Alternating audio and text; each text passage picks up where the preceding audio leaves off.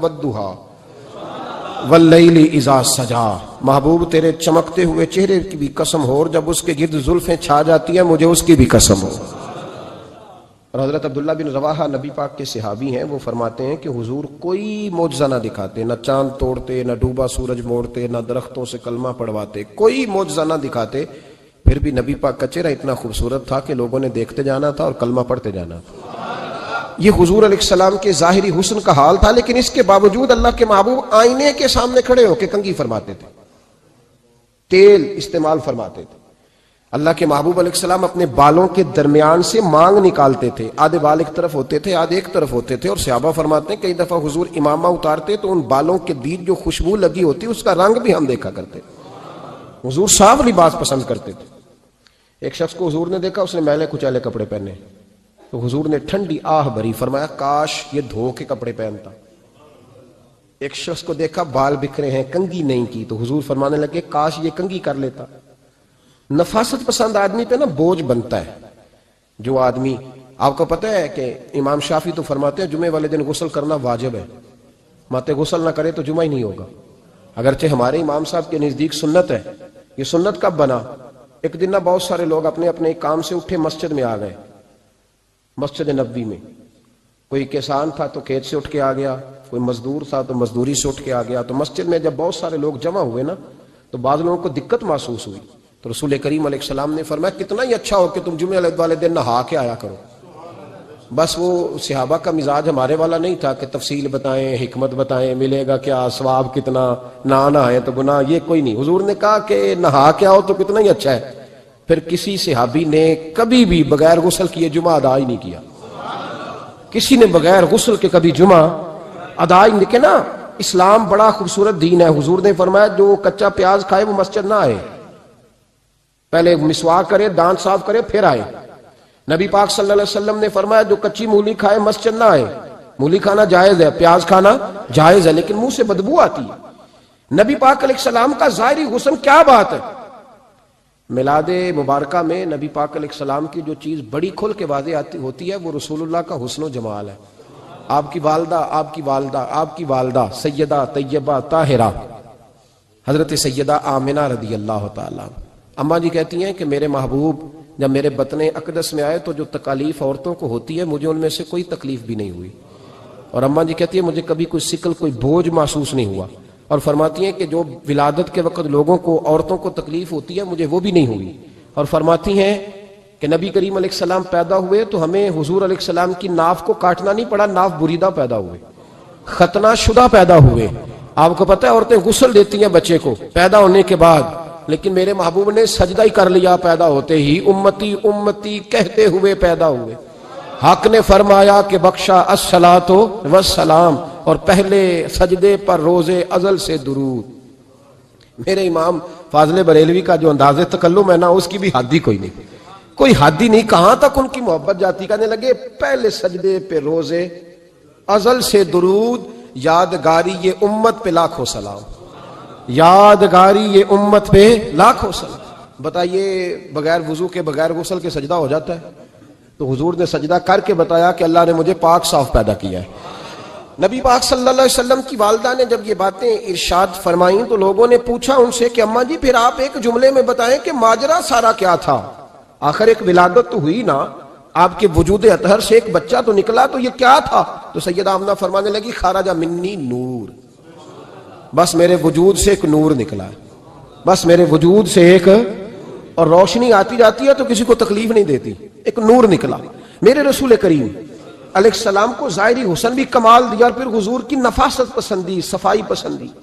نبی پاک جب بات کرتے تھے نا تو حضور کے دانتوں سے نور نکلتا تھا، اس کے باوجود حضور ہر وضو کے لیے مسواک کرتے۔ میں نے ہر نماز کے لیے نہیں کہا، میں اپنے لفظوں کا ذمہ دار ہوں۔ کس کے لیے بولے آپ حضرات؟ ہر وضو کے لیے، یعنی اگر نبی پاک نے وضو نماز کے لیے کیا تب بھی مسواک کی، اور اگر قرآن شریف کی تلاوت کے لیے کیا تو پھر بھی مسواک کی، کسی اور موقع کے لیے وضو فرمایا تو پھر بھی مسواک کی۔ اور سیدہ عائشہ فرماتی ہے جب بھی حضور گھر سے نکلنے لگتے پہلے مسواک فرماتے، حالانکہ رسول پاک کے دندان اقدس تو نور والے تھے، ضرورت ہی نہیں تھی۔ ہماری تعلیم کے لیے نفاست پسندی۔ ایک بات میں نے شروع کرنی ہے پر آپ نے ناراض نہیں ہونا، پہلے وعدہ کر لیں۔ جڑے نہیں بولے انہوں کا کی ارادہ ہے؟ ہو جانا ہے؟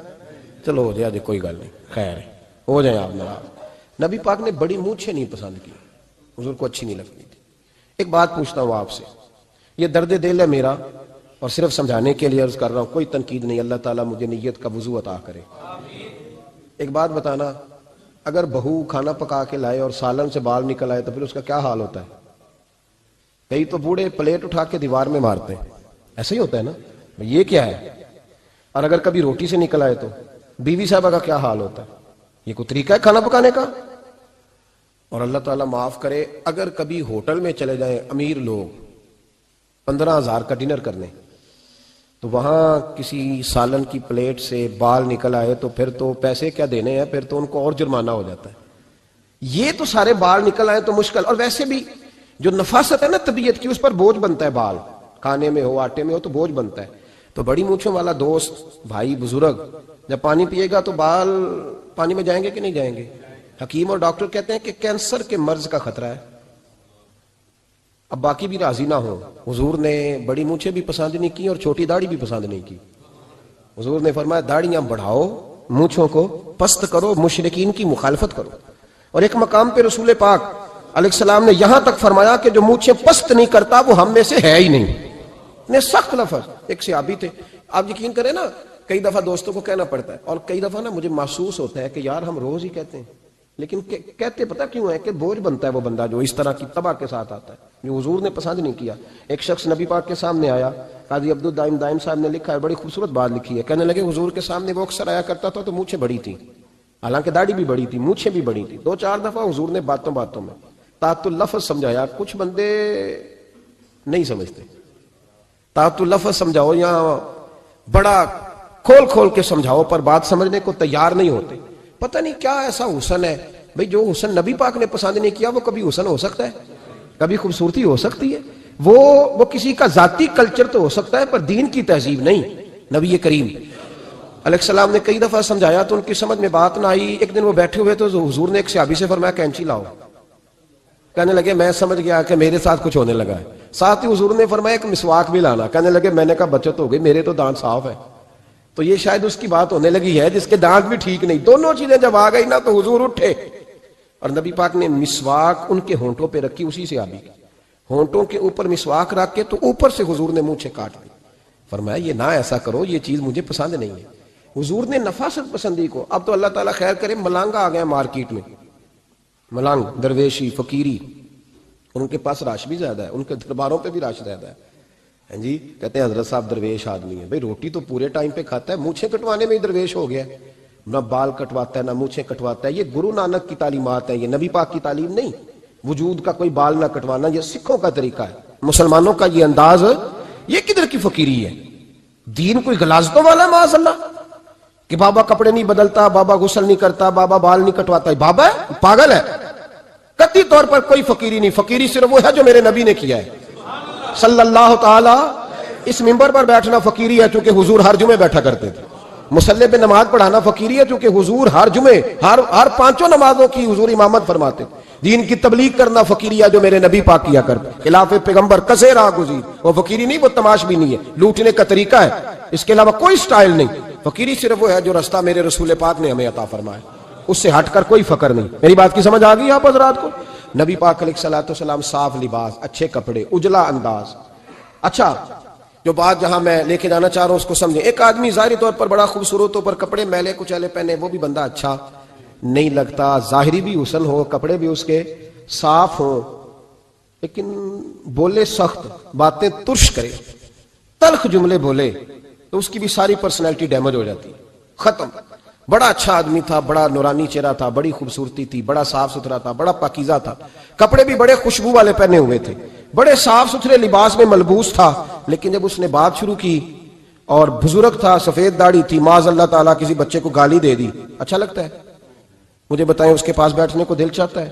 اس کی ساری پرسنالٹی جو ہوتی ہے وہ خراب ہو جاتی ہے، شخصیت کا جو ایک بھرم ہوتا ہے وہ ٹوٹ جاتا ہے۔ ایک روایت میری نظر سے گزری اور کیا ہی انداز ہے، امام زرقانی نے لکھی، ایک صحابی ہیں حضرت ابو قرصافہ رضی اللہ تعالیٰ عنہ، حضرت ابو قرصافہ رضی اللہ تعالیٰ عنہ فرماتے ہیں میں چھوٹا تھا، میری اماں اور میری خالہ مجھے ساتھ لے گئیں، میں نے کہا کہاں جانا ہے؟ کہنے لگے آؤ نبی پاک کا کلمہ پڑھنے جانا ہے. پڑھیے درود شریف صلی اللہ ہو، سارے پڑھیے، پھر پڑھیے ایک دفعہ صلی اللہ تعالی علیہ. حضور کا ذکر ہو تو فوراً درود پڑھنا چاہیے. نبی کریم علیہ السلام کی بارگاہ میں نا میری خالہ اور میری اماں دونوں مجھے ساتھ لے گئیں کلمہ پڑھنے. کہتے ہیں جب ہم حضور کی بارگاہ میں پہنچے، کلمہ پڑھا، واپس آئے تو میری اماں اور میری خالہ آپس میں بات کرنے لگی. میری خالہ کہنے لگی تو نے دیکھا ہے ان کا بولنا کتنا مزیدار تھا. میری خالہ کہنے لگی تو نے تو وہ دیکھا لیکن وہ جو غلام آیا تھا اس کے ساتھ ان کا رویہ کتنا پیارا تھا. تو نے دیکھا جب وہ کھانا کھا رہے تھے تو پہلا خیال انہوں نے ہمارا کیا. بار بار وہ ان کا ذکر کرتی، کہتے آپس میں حضور کی شانیں بیان کرتی. میری اماں بھی میری خالہ بھی. بالآخر بات لمبی ہو گئی تو میری اماں بولی، کہنے لگی بس کر، ہم کتنی عظمتیں بیان کریں گے، مجھے تو 3 باتیں سمجھ میں آئی ہیں. کتنی؟ 3 باتیں مجھے سمجھ میں آئی ہیں. کہا وہ کیا؟ تو کہنے لگی ما رأینا مثل ھذا الرجل احسن وجھا ولا القى ثوبا ولا البنا کلاما. کہنے لگی مجھے تو 3 باتیں سمجھ میں آئی ہیں کہ نہ اتنا خوبصورت چہرے والا کوئی شخص دیکھا ہے، اور نہ اتنے صاف کپڑوں والا کو دیکھا ہے، اور نہ ہی اتنی میٹھی بولی بولنے والا کوئی دیکھا ہے. تینوں باتوں کی کمال ہے. ظاہری حسن بھی کمال، کپڑوں کی صفائی بھی کمال، اور رسول پاک کا بولنا بھی کمال، لب و لہجے میں مٹھاس بھی خوبصورتی والی. یہ اصل حسن ہے کہ ظاہراً بھی انسان بڑا منزہ ہو، باطناً بھی بڑا صاف ستھرا ہو. میرے رسول پاک علیہ الصلوۃ والسلام کا طریقہ مبارکہ پتہ کیا تھا؟ حضور صلی اللہ تعالی علیہ وآلہ وسلم جب مسجد میں نماز پڑھ لیتے تو حضرت جعفر رضی اللہ تعالیٰ عنہ فرماتے، بخاری کی حدیث ہے، فرماتے ہیں میں مدینہ شریف میں آیا تو حضور نماز پڑھ لیتے تو صحابہ نبی پاک کے پاس آتے اور حضور کا دست مبارک پکڑ کے پہلے چومتے پھر چہروں پہ ملتے. پہلے چومتے پھر چہروں پر.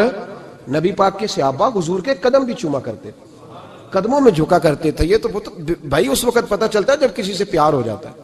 جب کسی بندے سے، میں اکثر مثال دیا کرتا ہوں اکثر کہ کسی کا بچہ پیشاب کرے تو کہہ آتی ہے، الٹی آتی ہے، لیکن اپنا بچہ بالوں میں بھی کر دیتا ہے. پھر کوئی کہہ نہیں آتی چونکہ اپنا ہے نا، پیار ہو گیا نا. اب وہ کیفیت جب کسی سے محبت ہو جاتی ہے نا تو کچھ چیزیں صرف سمجھنے کی نہیں، کچھ چیزیں ایسی ہوتی ہیں جو محسوس کرنے والی ہوتی. اس نے کہا تھا عشق ایک ڈھونگ ہے. میں نے کہا تجھے عشق ہو خدا کرے، پھر کوئی تجھے اس سے جدا کرے، تو اسے تسبیحوں پہ پڑھا کرے، تو اسی کا نام جپا کرے، تو گلی گلی پھرا کرے، پھر میں کہوں کہ عشق ایک ڈھونگ ہے اور تو نہیں کہا کرے. پھر میں کہوں کہ عشق ایک ڈھونگ ہے اور تو، اس نے کہا تھا عشق ایک ڈھونگ ہے تو میں نے کہا تجھے عشق ہو خدا کرے.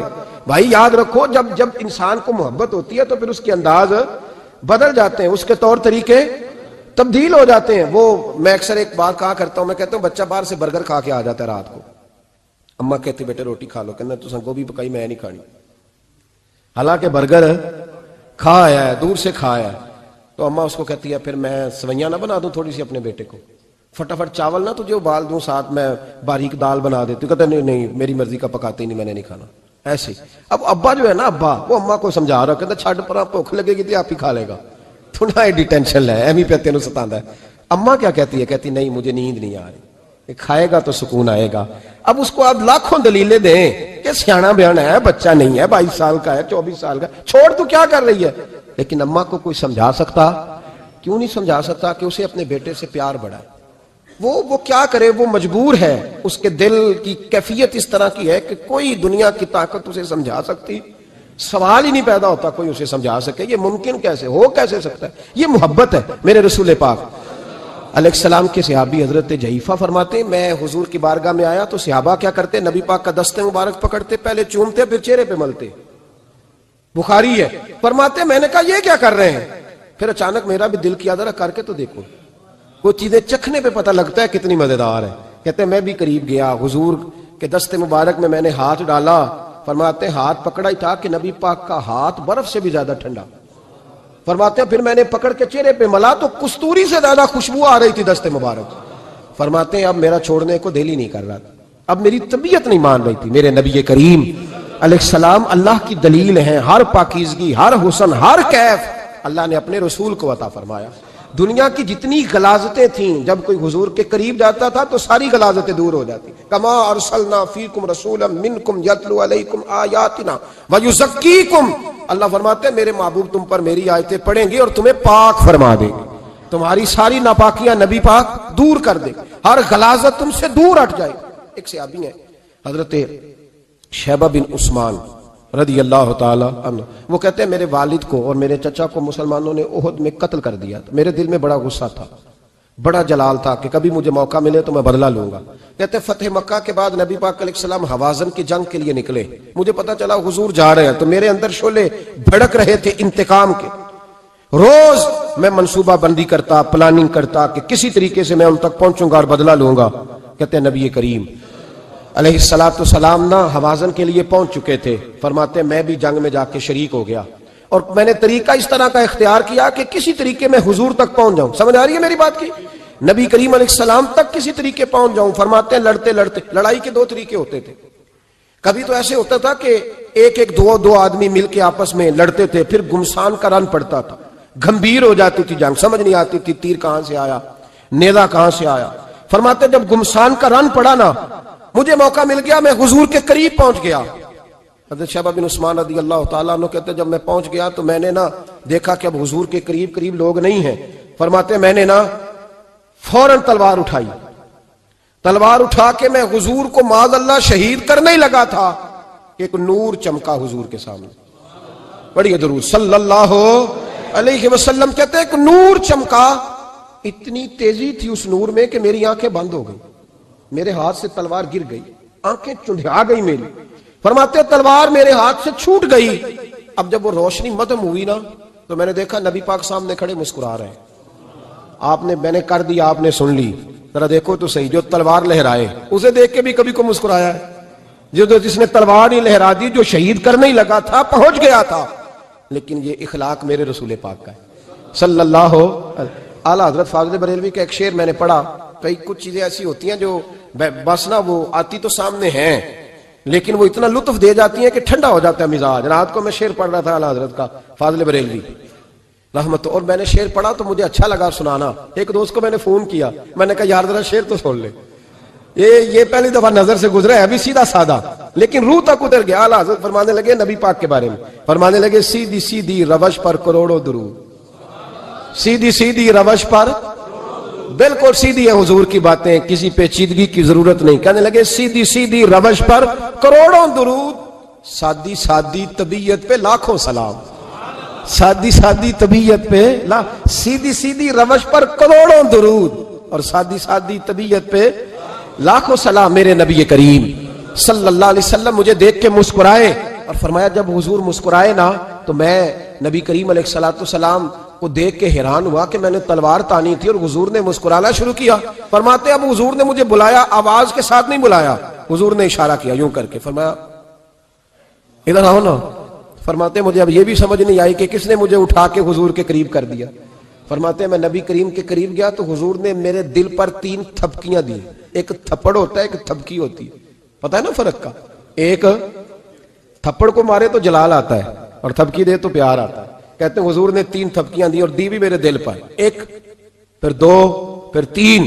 کہتے ہیں پہلی تھپکی دی تو میرے اندر سے کفر نکل گیا، دوسری تھپکی دی تو میرے اندر ایمان داخل ہو گیا، اور تیسری تھپکی جب نبی پاک علیہ السلام نے دی تو مجھے ہر چیز سے بڑھ کر رسول اللہ سے پیار ہو گیا، محبت ہو گئی نبی کریم سے۔ آپ فرماتے ہیں اب حضور نے نا فوراً میرے ہاتھ میں تلوار تھمائی، فرمایا پہلے تو ہمارے خلاف لڑ رہا تھا، تلوار پکڑ، اب ہماری طرف سے لڑ، تلوار پکڑ اور لڑ۔ آپ فرماتے ہیں میں اتنا لڑا کہ جو حضور کا دشمن سامنے آتا میں گلا کاٹ دیتا، جو آتا میں اس کے ٹکڑے کر دیتا۔ فرماتے ہیں پہلے میں باپ کا بدلہ لینے آیا تھا اور اب میرا یہ حال ہے کہ اگر میرا باپ بھی سامنے آئے گا تو میں اس کا بھی گلا کاٹ دوں گا، لیکن حضور کے قریب کسی کو جانے نہیں دوں گا۔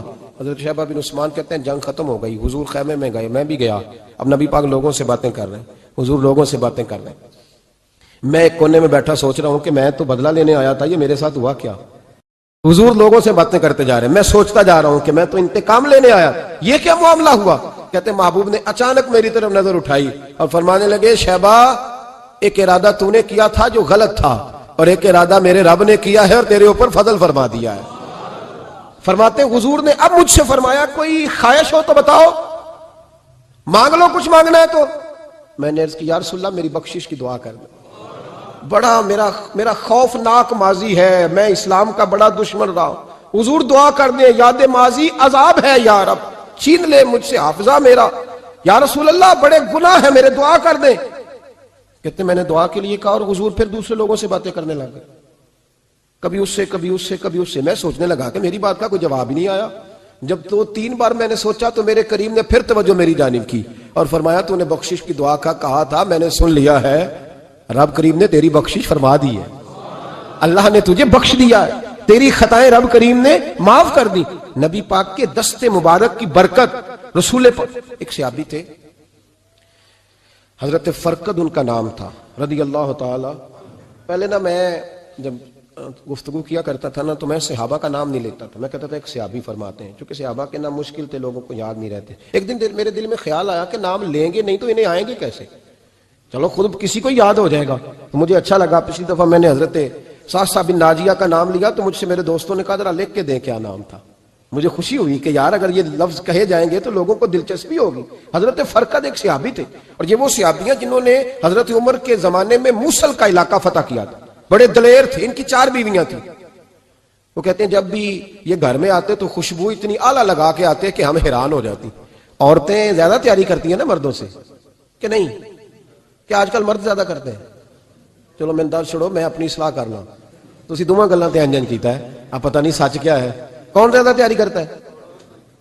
چلو بیٹھے جو مرد نے، ویسے میرے پاس جو اخباری تراشے ہیں ان میں یہ لکھا ہے کہ آج کل مردوں کے میک اپ پہ زیادہ خرچ آنے لگا ہے، یہ تحقیقی رپورٹ ہے۔ اور پاکستان میں سب سے زیادہ جو اخراجات ہیں وہ میک اپ کے سامان کے ہیں۔ پہلے لڑکیاں بیوٹی پارلر جاتی تھی، اب لڑکے بھی جاتے ہیں۔ پہلے صرف دلہن جاتی تھی، اب سارا خاندان جاتا ہے۔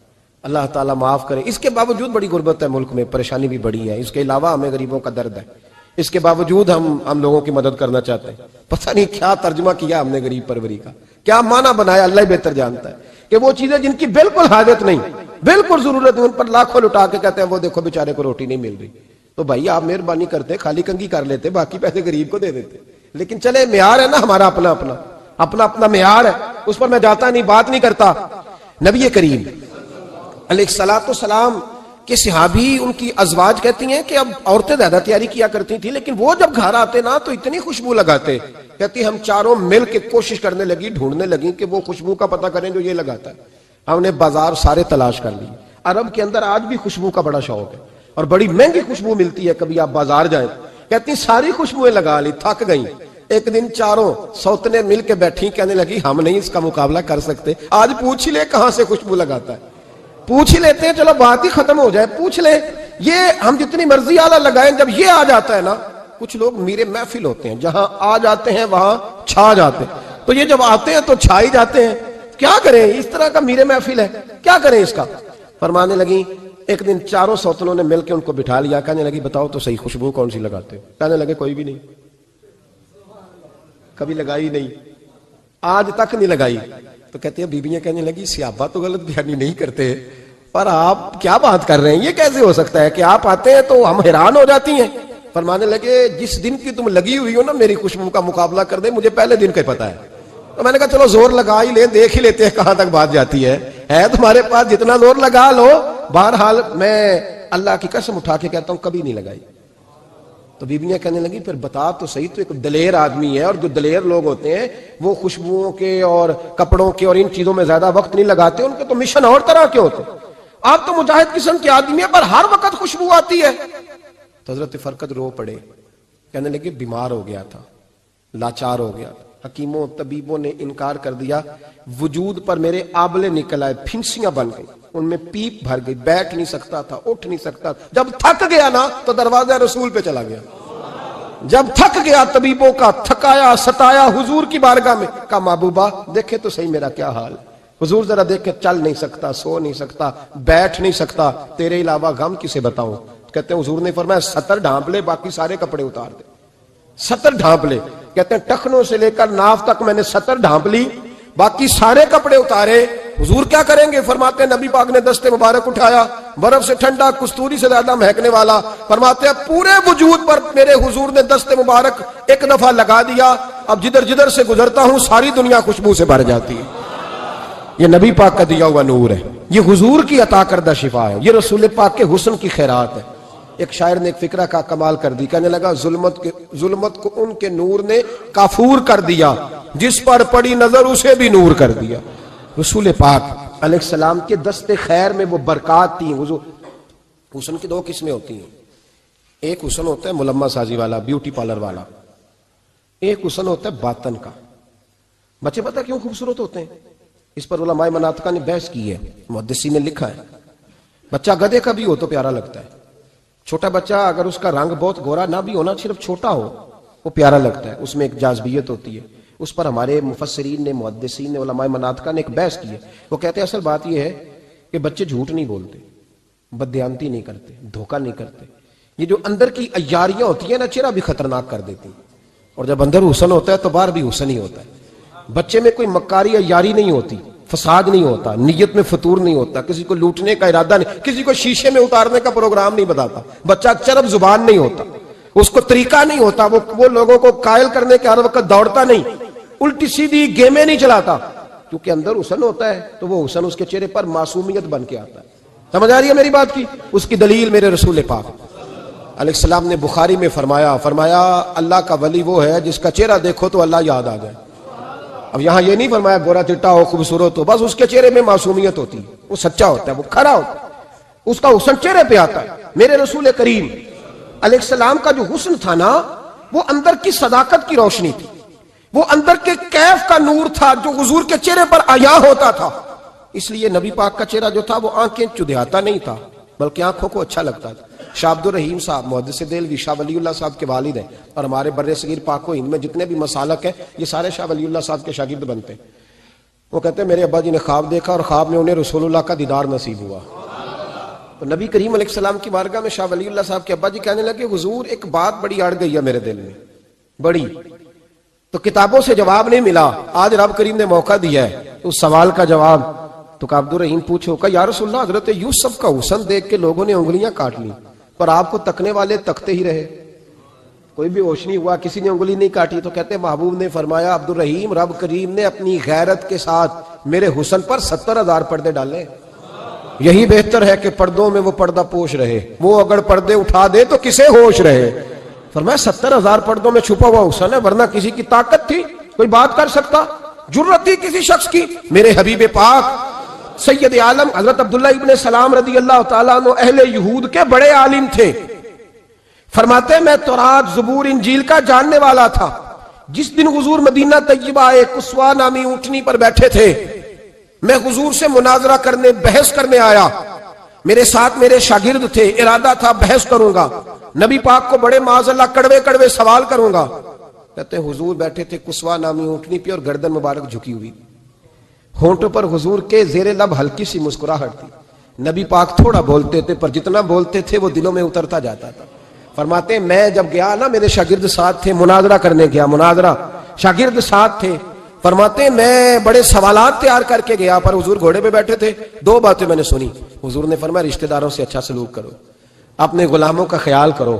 کہتے ہیں وہ شاگرد مجھے دھکے دینے لگے، کہنے لگے چل استاد جی آگے ہو، کرو سوال، چلو نا آگے بڑھو نا آگے. یہ کئی دفعہ نعرے لگانے والے بھی مروا دیتے ہیں نا، چلو نا چلو آگے، چلو بڑھو آگے، کرو بات، آؤ نا. کہتے میں ذرا آگے بڑھا، دھکا دیا انہوں نے. فرماتے میں آگے بڑھا اور میں نے قریب محبوب کے قریب جا کے کہا حضور مجھے کلمہ پڑھا دے، میں مسلمان ہونے آیا.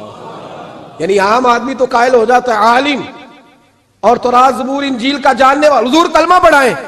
کہتے میں واپس آیا نا کلمہ پڑھ کے، تو شاگرد کہنے لگے استاد جی آپ تو مناظرہ کرنے آئے تھے، یہ کیا ہوا؟ تو یہ لفظ ہے حضرت عبداللہ ابن سلام کے. فرمانے لگے تم نے نبی پاک کا چہرہ نہیں دیکھا، ان کی آنکھوں کی روشنی نہیں دیکھی، تم نے چہرے کی معصومیت نہیں دیکھی، لب و لہجے کا وقار نہیں دیکھا. کتنے دنوں کے تھکے ماندے آج وہ مدینے پہنچے، پر ان کے لب و لہجے میں کوئی اکتاہٹ، کوئی تھکاوٹ، کوئی لفظوں میں جھول تم نے دیکھا ہے؟ فرمانے لگے جس کا اس طرح کا چہرہ ہوتا ہے وہ جھوٹا نہیں سچا ہوا کرتا ہے. میرے نبی پاک علیہ السلام کے غلام حضرت عارف بن عبداللہ رضی اللہ تعالیٰ عنہ فرماتے ہیں کلمہ پڑھنے سے پہلے ایک دفعہ ہمارا سارا قبیلہ تجارت کے لیے نکلا تھا، اور اس وقت منظر یہ ہوتا تھا کہ ہم اپنی عورتوں کو بھی ساتھ لے جاتے تھے. 6 مہینے سفر کرنا ہوتا تھا، اونٹ گھوڑے ہم بیچا کرتے تھے، عورتیں بھی ساتھ رہتی، کھاتے بھی پکاتے بھی. کہتے ایک سفر سے ہم واپس آ رہے تھے تو مدینے کے باہر صحرا میں ہم نے پڑاؤ کیا، اکیلے رسول پاک صلی اللہ، پھر ایک دفعہ پڑھیے گا، ایک دفعہ پھر کہیے گا صلی اللہ تعالی علیہ وسلم. کہتے ہیں نبی پاک تنہا اکیلے. حضور نہ سیر کرتے کرتے ہمارے काफले के पास से गुजरे, खैमे लगे थे, पड़ाव किया, महबूब तशरीफ ले आए। कहते हैं हुजूर सैयद आलम सल्लल्लाहु ताला वसल्लम तशरीफ लाए। कोई कबीले में से, काफले में से हुजूर को जानता नहीं था। एक सुर्ख रंग का ऊंट था हमारे सरदार का, जो बिकने से रह गया था, बड़ा खूबसूरत। कहते हैं नबी पाक को पसंद आ गया। हुजूर पूछने लगे तुम कौन हो? कहा जी मुसाफिर है। कहां से आए हो? फलां जगह से आए हैं। किस लिए आए हो? हम तिजारत की गर्ज से निकले। ऊंट बेचोगे? बेचना है। कितने का? सौदा तय हुआ। उसने कहा इतने लेने, हुजूर ने कहा इतने देने हैं। बात तय हो गई। कहते हैं लगाम हुजूर ने पकड़ी और फरमाने लगे वो सामने मेरा शहर है जिसका नाम मदीना है, वो मेरा शहर है। मैं अभी मदीने जाता हूं, अपने गुलाम को भेजता हूं और तुम्हें आके ना कीमत दे जाता है। महबूब घोड़े की लगाम था, ऊंट की लगाम था में, नकेल था में, ऊंट था सुर्ख रंग का। हुजूर लेके जब निकले ना, थोड़ा सा चंद कदम आगे गए तो उनमें से एक शख्स बोला, कहने लगा सरदार अब सियाने लोग हैं, समझदार है। उस शख्स का नाम पूछा आपने? कबीला पूछा है?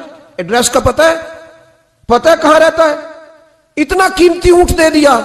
तो सरदार भी कहने लगा, सारे कहने लगे यार उनकी बातों में इतनी लज्जत थी, उनके गुफ्तार रफ्तार इतनी बावकार थी, मजेदार थी कि होश ही कोई नहीं रहा। भाई हम पुराने ताजर हैं, कभी इस तरह का सौदा किया ही नहीं जिस तरह का आज हो गया। ओहो वाकई कुछ नहीं याद रहा, कोई समझ नहीं आई। वो अभी नजर आ रहे, एक आदमी दौड़ के जाओ, दौड़ के और जा करके ना उनसे कहो, बड़ी जायज बात है, वो नाराज भी नहीं होंगे। उनसे एक शख्स कहो कि भाई ऊंट दे जाओ, पैसे ले आना और अपना माल ले जाना, दौड़ के जाओ। एक शख्स दौड़ने लगा तो सरदार की बीवी खैमे के अंदर थी, पर्दे के पीछे से बोली, कहने लगी खबरदार कोई पीछे ना जाए, अगर पैसे मिल गए तो ठीक है, ना मिले तो मैं दे दूंगी, कोई पीछे न, कोई ना जाए पीछे। सरदार कहने लगा तू जानती है? कहने लगी नहीं। का गारंटी क्यों दे रही है? तो कहने लगी तुमने उनका चेहरा नहीं देखा? तुम तो सौदे कर रहे थे, मैं पर्दे के पीछे से देख रही थी। पीर मेहर अली शाह साहब को किसी ने कहा था नबी पाक का हुलिया बयान करें, बताएं हुजूर के कान मुबारक कैसे थे, आंखें कैसी थी, नाक मुबारक कैसी थी, बीनी मुबारक कैसी थी। तो पीर मेहर अली शाह साहब कहने लगे कोई मिसल नहीं ढोलन दी। कहने लगे मुझसे नहीं बयान होता हुजूर का हुलिया, कोई मिसल नहीं ढोलन दी, तू चुप कर मेहरे अली, इथे जा नहीं बोलन दी, मैं बस कर, तू बयान कर सकता है? इतनी ताकत। आला हजरत ने कहा लम जाती नजीर कफी नाजरिन मिसले तू नशुद, पैदा जाना। कहा हुजूर मिसाल तो तब आपकी बनेगी ना, कोई आपकी तरह का पैदा तो होगा, तभी मिसाल बनेगी, तो जब हुआ ही नहीं तो मिसाल कैसे बनेगी? कहने लगी कोई ना जाए, ना पैसे आए तो मैं दे दूंगी। मैं तो पर्दे के पीछे से देख रही थी, उनके चेहरे का वकार देखा, उनकी आंखों की रोशनी देखी, उनके लफ्जों का हुस्न देखा। तुम 50 बातें करते थे, वो एक जवाब देते थे और गिने चुने लफ्ज बोलते थे। उनकी सादगी का वकार देखा। जाने दो, ना पैसे आए तो मैं दूंगी। कहते हुजूर गए, थोड़ी देर के बाद एक काले रंग का हबशी गुलाम आया, पैसे भी पकड़े और अपनी चादर में ना खजूरें बांध के तो पीछे डाली हुई है। और देहाती लोग पीछे नहीं डाल लेते, खजूरें डाल के पीछे। कहते हैं वो आए और उनके आने का अंदाज भी बड़ा निराला था। कहते हैं वो झूमते झूमते अल्लाह का जिक्र करते, अल्लाह समद करते पहुंच गए और आगे कहने लगे तुमसे मेरे नबी ने ऊंट खरीदा? तुमसे? कहा हमसे खरीदा है। कहने लगे ये तुम्हारे पैसे? और फिर चादर खोल के सहरा पे बिछा दी। कहने लगे ये तुम्हारे पैसे और खजूरें खाओ, मेरे नबी ने तोहफा भेजा है, खाओ हुजूर ने तोहफा भेजा है।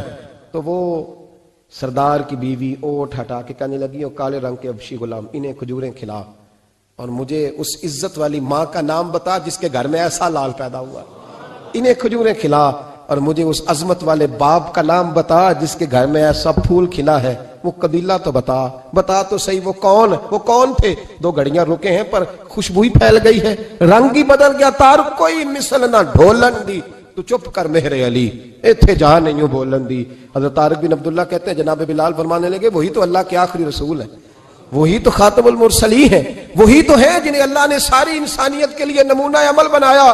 कहते हैं हम ऊंट बेचने गए थे पर सारे का सारा कबीला ही मुसलमान हो गया। बुखारी शरीफ में हदीस है, काज़ी अय्याज़ मालिकी रहमतुल्लाह अलैह ने बड़ी तफसील से लिखी है। रावी हज़रत अनस बिन मालिक हैं।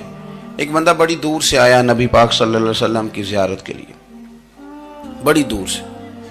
अरब के जो सरदार होते थे उनके बड़े नाज नखरे होते थे, वो खैर आज भी हैं, प्रोटोकॉल का माहौल आज भी, यानी वजीर साहब के आगे 2-4 गाड़ियां ना हो तो उनको मज़ा ही नहीं आता, पुलिस वाले आगे पीछे भागें तो, हालांकि उनको नहीं पता कि जो पुलिस वाले आगे पीछे भाग रहे हैं ना, ये हुकूमत बदली तो गिरफ्तार करने भी इन्होंने ही आना है, लेकिन वो बड़ा मज़ा आता है जब लोग गाड़ी के पीछे भागते हैं। क्या बात है जनाब, बड़ी बात।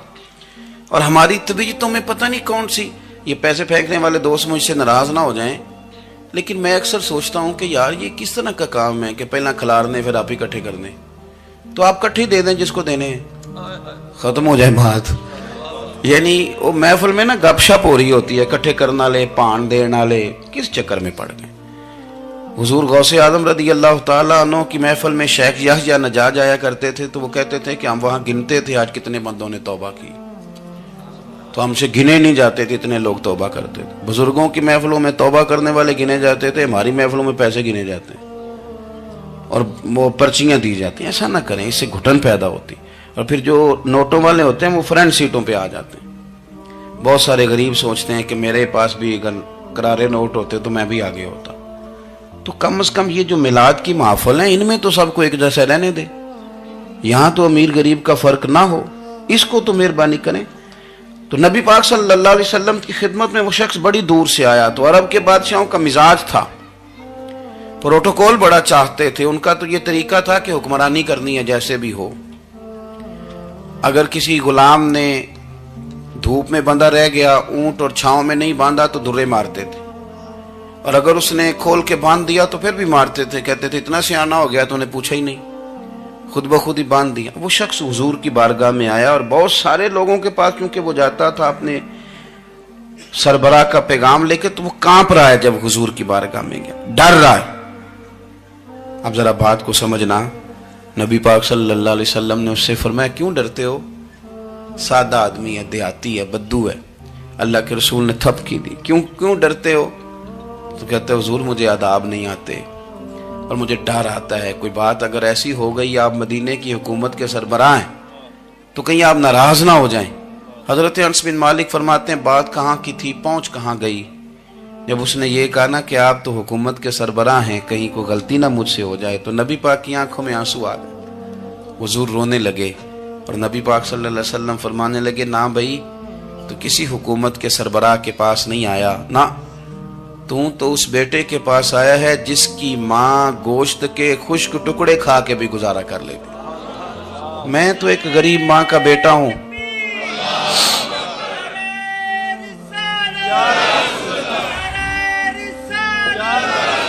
بھائی اگر آپ کا یہ ذوق بن جائے، دیکھو نا آج تو لوگ بھول جاتے ہیں نا، کپڑے بدل لیتے ہیں تو وہ سمجھتے ہیں کہ شاید سارا کچھ ہی بدل گیا، یعنی گاؤں سے آ کر پڑھنے والے بھول ہی گئے ہیں کہ کس کی ماں نے کتنا زیور بیچا تھا۔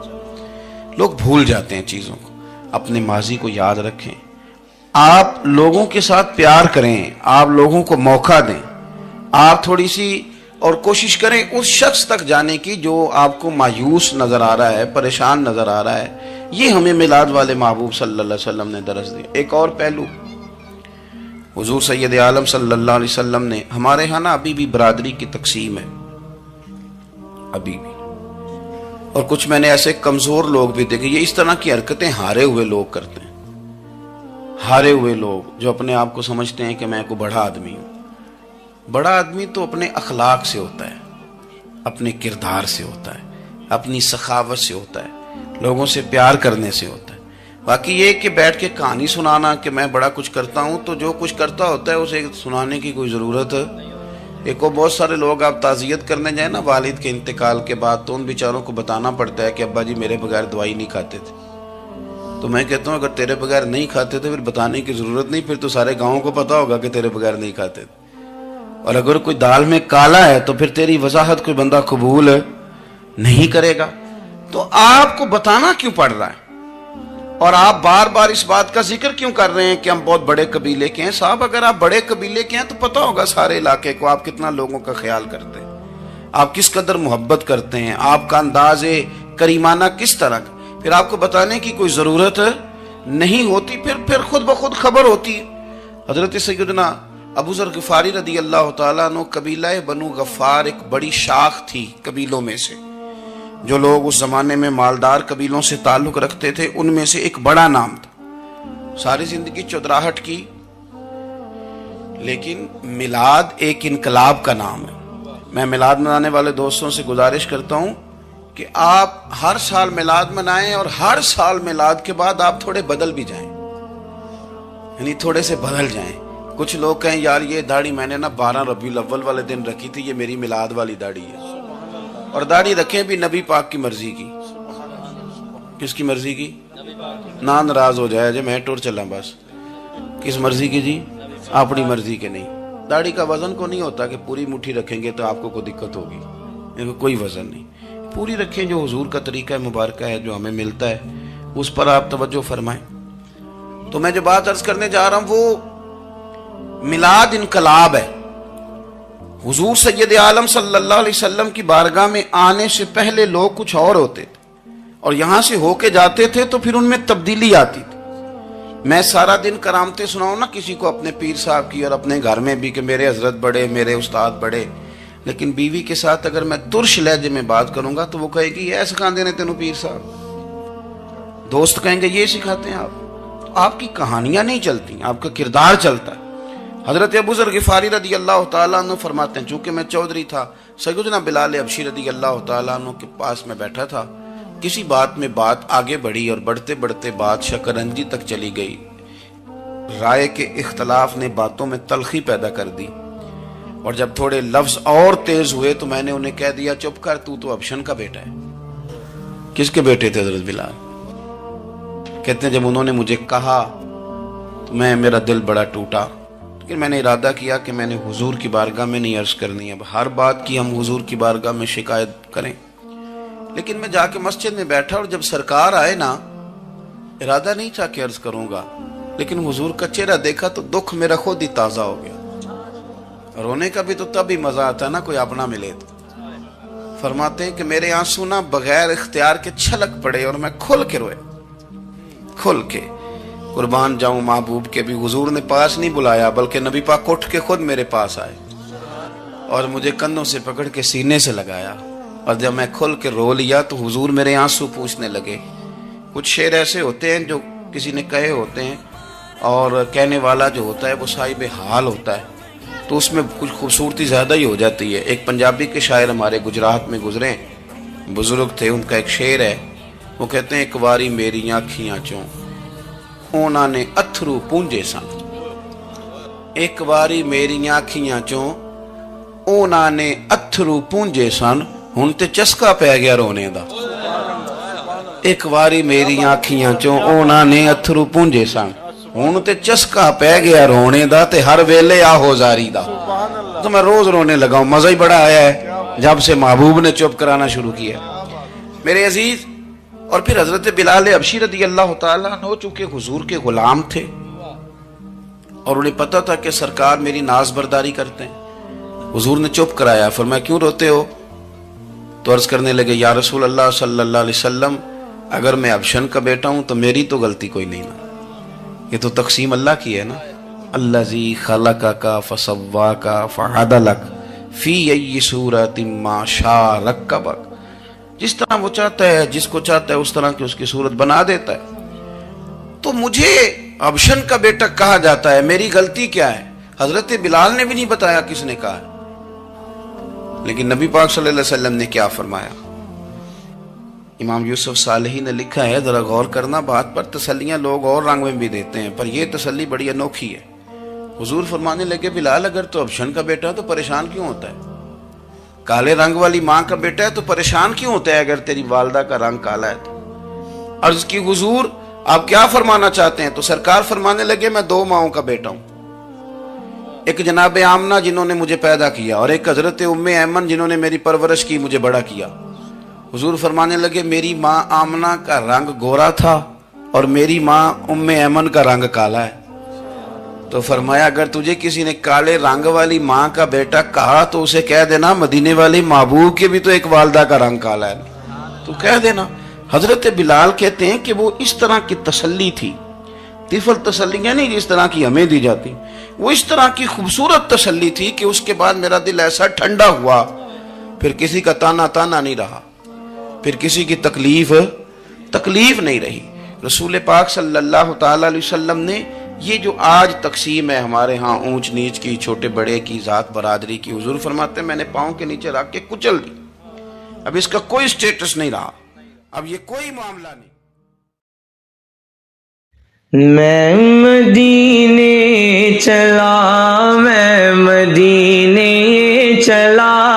میں مدینے چلا، میں مدینے چلا، میں مدینے چلا، میں مدینے چلا، پھر کرم ہو گیا، میں مدینے چلا، پھر کرم ہو گیا، میں مدینے چلا۔